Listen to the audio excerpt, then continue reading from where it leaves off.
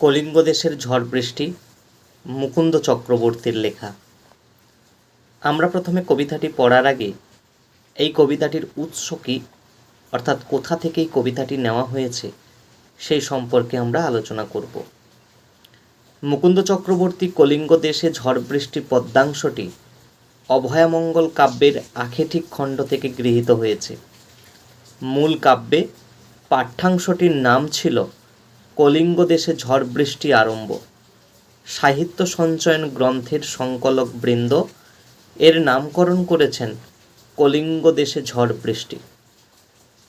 এবার আমরা জেনে নেব পূর্বসূত্র, অর্থাৎ এই যে আমরা কবিতাটি পড়ব সেটা কোথায় রয়েছে, তার পূর্বের কি ঘটনা রয়েছে সেই সম্পর্কে আমরা জানব। স্বর্গের শিবভক্ত নীলাম্বর চণ্ডীর কৌশলে মর্তে কালকেতু হয়ে জন্মায়।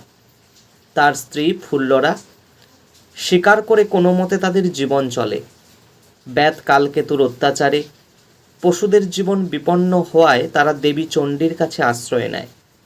দেবী গধিকা রূপে কালকেতুকে দর্শন দেন। কালকেতুকে অনেকভাবে পরীক্ষা করে শেষে আসল পরিচয় দিয়ে দেবী চণ্ডী তাকে বন কেটে নগর পত্তনে আদেশ দেন।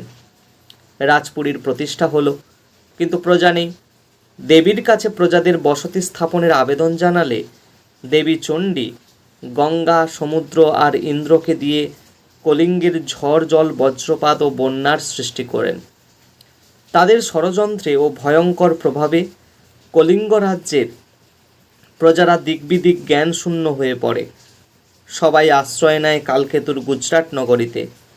তাই প্রজাশূন্য গুজরাট নগরে প্রজাবসতির জন্যই কলিঙ্গ দেশে ঝড় বৃষ্টির সূচনা হয়। এই কলিঙ্গ দেশের ঝড় বৃষ্টির কবিতার ভণিতায় অম্বিকামঙ্গল নামও ব্যবহার করা হয়। এবার আমরা কবিতাটি পড়ব।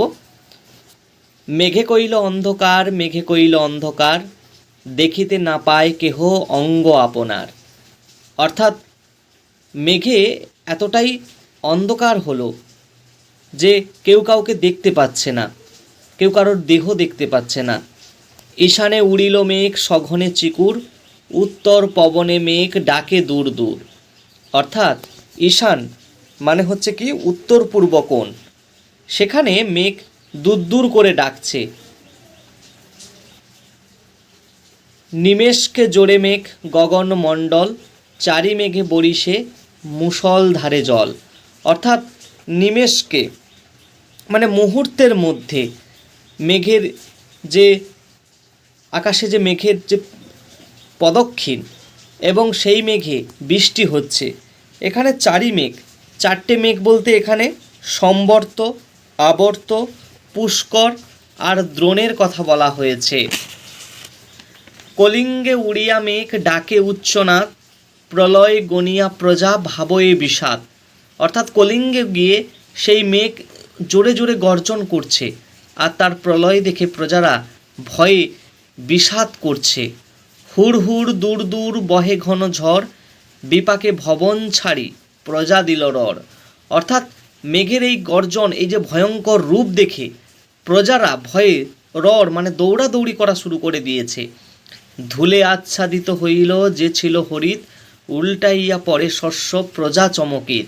এবং ধুলার দ্বারা সমস্ত সবুজ কি হয়েছে না আচ্ছাদিত হয়ে পড়েছে এবং যত শস্য ছিল সব উল্টে এদিক ওদিক করে পড়ছে। চারি মেঘে জল দেয় অষ্ট গজরাজ। অর্থাৎ চারটে মেঘে জল দিচ্ছে অষ্ট গজরাজ। আটটা গজরাজের কথা বলা হয়েছে, অর্থাৎ আটটা হাতির কথা বলা হয়েছে এখানে। আটটে হাতি কি কি? ঐরাবত, পুণ্ডিরক, বামন, কুমুদ, অঞ্জন, পুষ্পদণ্ড, সার্বভৌম এবং সুপ্রতীক। সঘনে চিকুর পরে ব্যাং তর্কাবাজ। চিকুর মানে হচ্ছে এখানে বিদ্যুৎ। এই বিদ্যুৎ কেমন পড়ছে?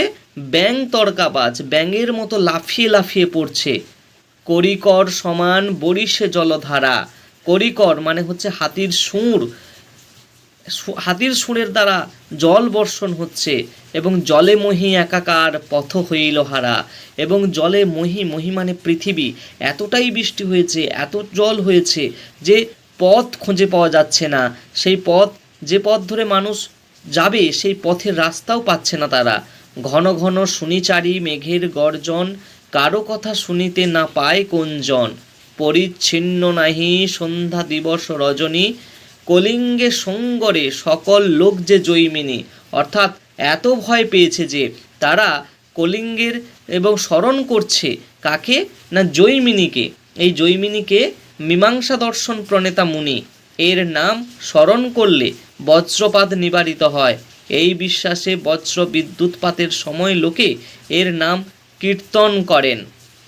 হুড় হুড় দূর দূর শুনি ঝন ঝন, না পায় দেখিতে কেহ রবির কিরণ। এবং এতটাই কালো মেঘে আচ্ছন্ন এবং এতটাই বজ্রপাত হচ্ছে যে এবং এতটাই ঝড় বৃষ্টি হচ্ছে যে রবির সূর্যের আলো কেউ দেখতে পাচ্ছে না। গর্ত ছাড়ি ভুজঙ্গ ভাসিয়া বুলে জলে।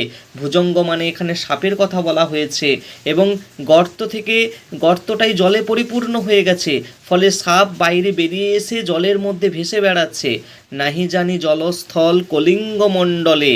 এবং নিরবধি 7 দিন বৃষ্টি নিরন্তর, আছুক শস্যের কার্য হেজ্জা গেল ঘর। 7 দিন ধরে টানা বৃষ্টিপাতের ফলে সমস্ত শস্য হেজ্জা মানে পচে গিয়েছে।